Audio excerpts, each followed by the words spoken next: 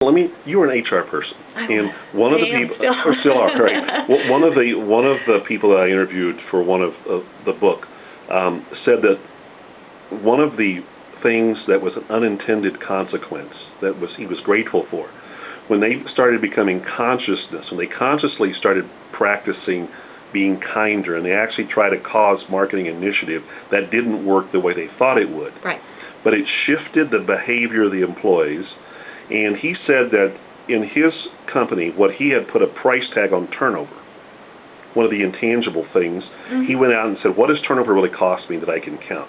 So you run an ad, you interview, you hire, you reference check, you hire, you train, you do all this. And he put that price tag at what he could pretty much measure at about $46,000 an employee, which I think is reasonable, right, per person. Yeah, and so, and that doesn't count if you lost some customers because the employee was bad, and then maybe a learning curve with new customers who didn't get as good a care. He said, so I lost 10 less employees in the 1 year than I did the year before, and it's just a coincidence we put all these programs into place. So that, to the bottom line, could be as much as almost $500,000 without an increase in sales. The numbers are everywhere. Another organization I worked with, and the CEO really believed in all of this. I mean, he was just a firm believer, and I was brought in to, run it all the way through his organization. We had a program called Thank You for Being There, and there was a little tiny bumblebee with a big smile on its face, again with just the sticky back. So you could put it on the monitor of your computer or your name badge, or you could take them home and give them to your children, by the way, and that's what a lot of employees did. Quite often these things went way outside the organization. Another ripple effect. Another ripple effect. Right. But that business, when it sold again, many years later, it was actually paid, the buyers paid more than its valuation because they were buying the intangible of what was going on in that organization. 80% of the new employees in that company came from employee referral. Wow. The customer satisfaction rates, they were a big customer service organization. That's what their premise was. Their reputation was beyond belief.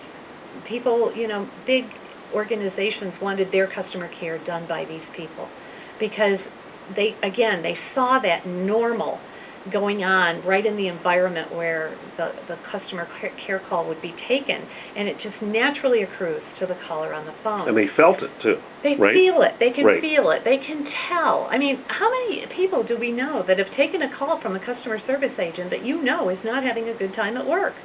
You have people, they probably get terminated because the calls are monitored and, they made a slip up and told you exactly how they're feeling at the moment. And it doesn't have to happen. It doesn't have to happen.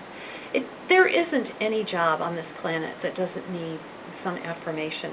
And even people who are not in jobs, and I write about that as well, the business that you have where you're serving people in life, for example, in a skilled care facility, it is good business to make the environment that those people live in feel affirming, and find systems that not go just to the employees, but actually the people that you serve. Don't you love it when you're a customer and somebody says thank you in a way that really touches you, not just a perfunctory holiday card, which is nice, I'm not putting those down, but in some other way says, I just really appreciate the fact that you choose me to do business with. You mean an unexpected thank you card in maybe July instead of the one card a year at Thanksgiving or Christmas? Yeah, exactly. It's that kind of thing. Or a small token that they send afterwards, to just say, I really like it.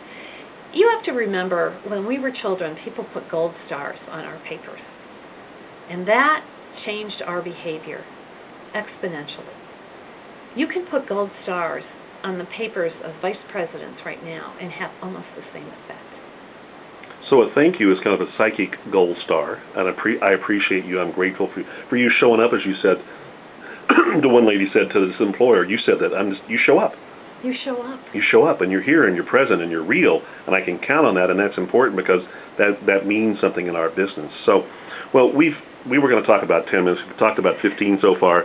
We'll have to have other conversations because this is an essential piece, I think, into how we transform the world of business, because business is the transformers in our society.